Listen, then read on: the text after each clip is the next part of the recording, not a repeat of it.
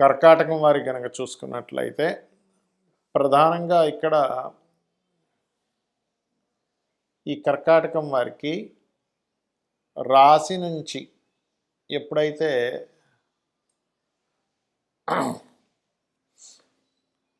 భాగ్యస్థానంలో శని భగవానుడు, అష్టమంలో రాహువు, 12వ స్థానంలో గురువు, ఈ 12లో ఉండేటువంటి గురువును కనుక చూసుకున్నట్లయితే ఈ 12లో ఉండే గురువు కానివ్వండి, అష్టమంలో ఉండేటువంటి రాహు కానివ్వండి, భాగ్యస్థానంలో శని సంచారం కానివ్వండి, భాగ్యంలో శని ప్రధానంగా ఇక్కడ మీకు ఎటువంటి విషయాలలో మంచి ఫలితాలు ఇస్తాడు, ఏ విషయాలు జాగ్రత్తగా ఉండాలనేటువంటి అంశాలు చెప్తుంది. నేనైనప్పటికీ కూడా చెప్పిస్తుంది సాక్షాత్ లలిత అమ్మవారిగా భావిస్తూ ప్రధానంగా జూన్ 2027 జూన్ 2 వరకు ఉంటాడండి భాగ్యంలో మీకు. దాని తర్వాత దశమంలోకి వస్తాడు. అయితే భాగ్యము అంటే తండ్రి, లాంగ్ జర్నీసు, బ్యాంకింగ్ ట్రాన్సాక్షన్స్, ఈ యొక్క విషయాల్లో చాలా జాగ్రత్తగా ఉండాలి. మరి కొత్త పరిచయాలు ఏర్పడేలా చేస్తుంది. ఇంకేదైనా మీరు చేసేటువంటి ప్రయత్నాలు చాలా మటుకు సక్సెస్ఫుల్గా అవ్వడము, ఇలాంటివన్నీ కూడా ఇస్తూ ఉంటుంది భాగ్యంలో ఉండేటువంటి శని భగవానుడు. అందులో ఎటువంటి సందేహం లేదు. కాకపోతే సప్తమాధిపతి భాగ్యంలో ఉన్నప్పుడు ఎప్పుడైనా సరే గుర్తుపెట్టుకోండి, కర్కాటకం వారికి ఇది వివాహ సంబంధించినటువంటి విషయాల్లో అనుకూలమైన వాతావరణం ఇస్తుంది. కాకపోతే లగ్నంలోకి గురువు వచ్చినప్పుడు, అంటే 2026 6వ నెల నుంచి ఎప్పుడైతే గురువు రాశిలోకి వస్తాడు, సప్తమాన్ని వీక్షిస్తాడు. అంటే గురుబలం పెరిగినప్పుడు వివాహ సంబంధించిన ప్రయత్నాలకి, శని బలం ఉంది వివాహ ప్రయత్నాలకి, కానీ గురుబలం పెరిగినప్పుడు మరింత బాగుంటుంది. ఇది గుర్తుపెట్టుకోవాలి. కాకపోతే ఇక్కడ మేనమామ వరుస వాళ్ళ యొక్క ఆరోగ్యం, ఇటువంటి విషయాల్లో జాగ్రత్తగా ఉండాలి. భాగ్యంలో శని సంచారం జరిగేటప్పుడు కొత్త అగ్రిమెంట్స్ రాసుకోవడానికి, కొత్తగా ఏదైనా మీరు ధైర్యం చేసి ఒక ప్రయత్నం చేసినప్పుడు సక్సెస్ రావడానికి అనుకూలంగా ఉంటుంది. కాకపోతే మీకు భాగ్యశని ఒకటే కాకుండా 2లో కూడా కేతు ఉన్నాడు. అంటే ద్వితీయ భాగ్యస్థానాలు శని కేతువుల చేత ఆక్యుపై చేసింది. కాబట్టి ఎవరికైనా మీరు మనీ ట్రాన్స్ఫర్ చేసేటప్పుడు, లాంగ్ జర్నీస్ వెళ్ళేటప్పుడు, ముఖ్యంగా పుణ్యక్షేత్ర దర్శనాలకి వెళ్ళినప్పుడు కాస్త జాగ్రత్తగా ఉండండి. మరింత మీకు ఫైనాన్షియల్గా చాలా బాగుండాలి అంటే మీరు గణపతి యొక్క ఆరాధన చేయండి. మీరు ఎంత గణపతిని ఆరాధిస్తూ ఉంటే అన్ని విధాలుగా బాగుంటుంది, గుర్తుపెట్టుకోండి. ఇక మీరు రెగ్యులర్గా కూడా కర్కాటకం వారు సుబ్రహ్మణ్యేశ్వర స్వామి యొక్క ఆరాధన. అయితే భాగ్యంలో ఉండే శని మీ జీవిత భాగస్వామికి మాత్రం ప్రయత్న లాభాన్ని ఇస్తాడు, గుర్తుపెట్టుకోండి. మరియు కాకపోతే కొంచెం ఈ ప్రేమ వ్యవహారాలు, లేకపోతే ప్రేమ వ్యవహారాలు మీరు ఎవరికైనా ప్రపోజ్ చేసినప్పుడు వాళ్ళు చెప్పే విషయంలో కొంచెం సమయం తీసుకొని ఇలాంటివి జరుగుతూ ఉంటాయి. మీరు నిత్యము చేయవలసింది గోసేవ చేస్తూ ఉండండి, చండీ వినండి, అన్ని విధాలు బాగుంటుంది. శని ఏలినాడు శని అనుకోండి, అర్ధాష్టమి శని అనుకోండి, అష్టమ శని అనుకోండి, లేదా శని మహాదశలు అనుకోండి, శని అంతర్దశలు అనుకోండి. మొట్టమొదటిగా మనం అమ్మో కష్టాలు ఇచ్చేస్తాడు, అమ్మో ఫైటింగ్ చేయాలి, అయ్యి బాబాయ్ ఏమైపోతుందో, ఫస్ట్ ఈ భయం నుంచి బయటికి రండి. ఎందుకంటే ఫైటింగ్ మనమే కాదు, దేవతలు కూడా వాళ్ళు ఫైట్ చేస్తారు లైఫ్లో. మనమందరం మొక్కేటువంటి లలిత అమ్మవారు బండాసుడితో ఫైట్ చేయలేదా? శివుడు త్రిపురాసుర సంహారం చేశాడు. గణపతి, మనం చూడండి ఏ దేవతను తీసుకోండి, వాళ్ళకేమి సుఖంగా హ్యాపీగా అలా ఏం కూర్చొని లేరు. ఆంజనేయ స్వామి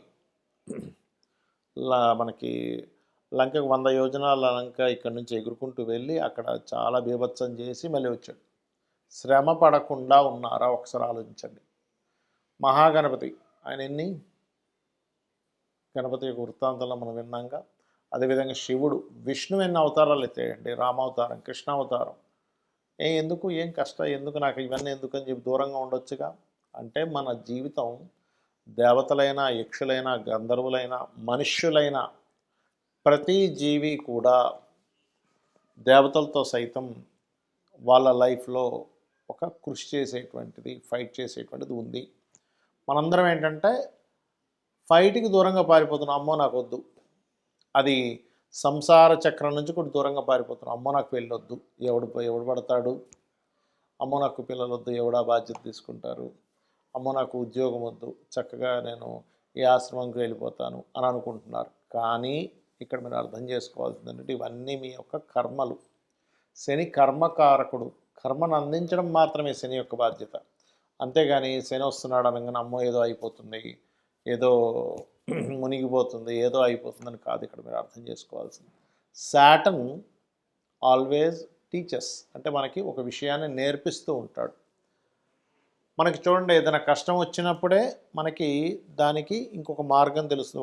ఒక రూట్లో వెళ్తున్నాము, ఆ యొక్క రూట్లో వెళ్తున్నప్పుడు అక్కడ ఉండేటువంటి ప్రాంతం బ్లాక్ అయింది. అప్పుడు మనం ఇంకొక మార్గం గుండా వెళ్ళి గమ్యాన్ని చేరుకుంటాం. అంటే గమ్యం చేరుకోవడానికి కొన్ని ఆటంకాలు ఏర్పడితేనే మీకు మరొక కొత్త రూట్ తెలుస్తుంది. కొత్త రూట్కి వెళ్తున్నప్పుడు మీకు జ్ఞానం పెరుగుతుంది. అలాగే లైఫ్లో కూడా ఒక ఉద్యోగం పోయింది, ఇంకో ఉద్యోగం వస్తుంది. లేదా ఇంకోటి ఏదో కష్టం పడుతున్నాం, ఫైనాన్షియల్గా ఇబ్బంది వస్తుంది, అప్పుడు ఇంకో ఫైనాన్షియల్గా ఇంకెలా సంపాదించాలని తెలుస్తుంది. కాబట్టి ఏంటి, శని ఆల్వేస్ కర్మకారకుడు, లాభాలకు కారకుడు, ఉద్యోగానికి కారకుడు, ఆయుష్కి కారకుడు. ఈ పాయింట్ ఆఫ్ వ్యూలో ఆలోచించండి. శని ఎప్పుడు కూడా మనం ఎక్కువగా శ్రమ పడుతూ ఉంటే మనల్ని ప్రత్యేకంగా ఆయన ఇబ్బంది పెట్టేది ఉండదండి. నిత్యము మీరు పని చేసుకుంటూ ఉండండి, ఏదో ఒక పని, ఖాళీగా ఉండకుండా మీకు ఖచ్చితంగా బాగుంటుంది. అయితే శని యొక్క ప్రభావం తగ్గడానికి మీరు చేయవలసిన దేవతా ఆరాధనలు ఏంటో చెప్తాను. మీకు దగ్గరలో ఆంజనేయ స్వామి కానీ, గణపతి కానీ, లక్ష్మీనరసింహస్వామి కానీ, స్కందుడు కానీ, శక్తి ఆలయం, అమ్మవారి ఆలయాలు ఏమున్నా రోజు ఒక్కసారి వెళ్ళడం మీరు ప్రాక్టీస్ చేయండి. అంటే మీరు రోజు ఒక్కసారిని వెళ్ళేసి అక్కడ ప్రదక్షిణం చేసుకొని చక్కగా అక్కడ కూర్చొని కాసేపు రాండి, మీరే చూస్తారు దాని ప్రభావం. ఎందుకంటే మన చుట్టూ ఉండే ఆరాతో సంబంధం ఉంటుంది గ్రహ ప్రభావాలు.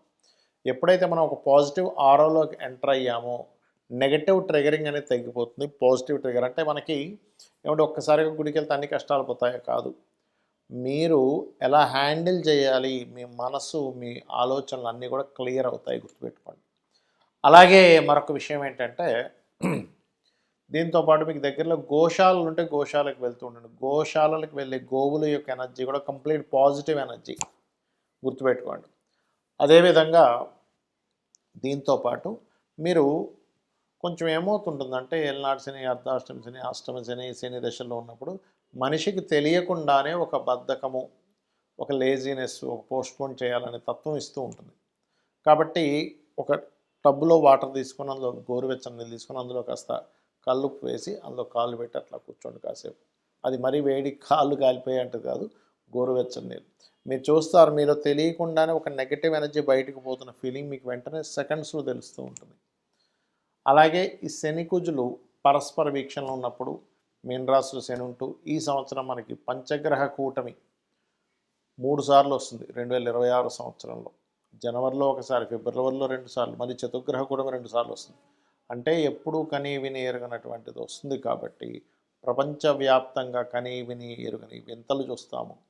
గ్రూపులుగా, అది ఉగ్రవాదులే అనుకోండి, రాజకీయ నాయకులే అనుకోండి, గ్రూప్స్గా ఏర్పడడం చూస్తాము. గ్రూప్స్గా ఏర్పడి జయాల్ని వాళ్ళు జయం పొందడం అనేటువంటి చూస్తాం. వైరస్లు చూస్తాం.